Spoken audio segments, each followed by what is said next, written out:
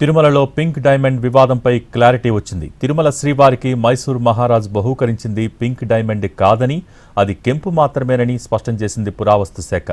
తిరుమల ఆలయంలో అత్యంత విలువైన పింక్ డైమండ్ను మాయం చేశారంటూ 2018లో ప్రధాన అర్చకుడు రమణ దీక్షితులు చేసిన ఆరోపణలు సంచలనం సృష్టించాయి.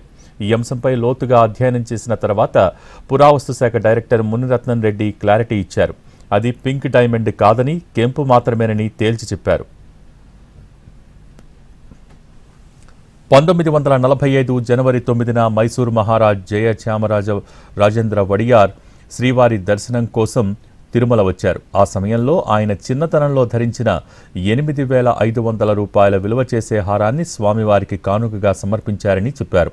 ఆ హారంలో పచ్చ, కొన్ని రత్నాలు మాత్రమే ఉన్నట్టు అప్పట్లో తిరు ఆభరణం రిజిస్టర్లో నమోదైందన్నారు.